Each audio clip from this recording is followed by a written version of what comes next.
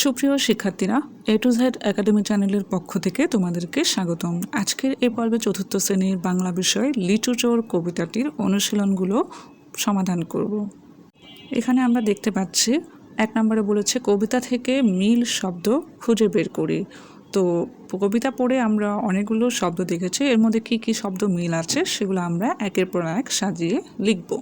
প্রথমে হচ্ছে পুকুরে কুকুরে, তারা দাঁড়া, গিয়ে নিয়ে, চড়েছি ধরেছি, করে জোরে, ঘাড়ি আড়ি, নচ্ছার দুচ্চার, ঘুষি থুসি, থাপড় কাপড়, দেয়াল শেয়াল, কোথা হোতা।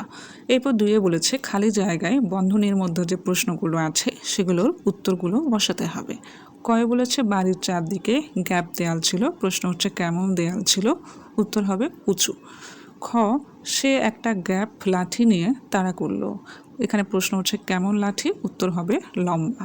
গয়ে বলেছে দোয়েল গ্যাপ সুরে গান গায়, এখানে প্রশ্ন হচ্ছে কেমন সুরে, উত্তর মিষ্টি।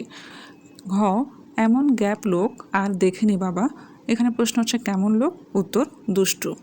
উঁতে বলেছে গ্যাপ বাটিতে তরকারি রাখো, প্রশ্ন হচ্ছে কেমন বাটি, উত্তর হচ্ছে মাটির বাটি।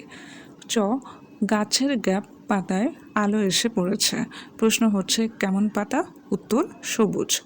এরপর 3-এ বলেছে আমি তুমি সে দিয়ে নিচের বাক্যগুলো লিখতে হবে। প্রথমতে তোমাদের জন্য করে দেওয়া হয়েছে। কয়ে বলেছে আমি আটকে উঠলাম, তুমি আটকে উঠলে, সে আটকে উঠলো, অর্থাৎ এখানে আমি তুমি সে দিয়ে বাক্য গঠন করতে হবে। তো ক্ষয়ে প্রশ্ন হচ্ছে আমি বড় একটা কাস্তে নিয়ে গেলাম, তো এগুলো আমি তুমি ও সে দিয়ে তৈরি করব। তুমি বড় একটা কাস্তে নিয়ে গেলে, সে বড় একটা কাস্তে নিয়ে গেল। এরপর গয়ে বলেছে আমি ছোট একটা ডাল ধরেছি, এর পরের বাক্যটি হবে তুমি ছোট একটা ডাল ধরেছ, সে ছোট একটা ডাল ধরেছে। ঘয়ে বলেছে আমি সাঁতরে নদী পার হব, তো এখানে পরের বাক্যটি হবে তুমি সাঁতরে নদী পার হবে, সে সাঁতরে নদী পার হবে। এই ছিল আজকের পর্ব। পরবর্তী ভিডিওগুলো পেতে আমার চ্যানেলটি সাবস্ক্রাইব করুন। ধন্যবাদ।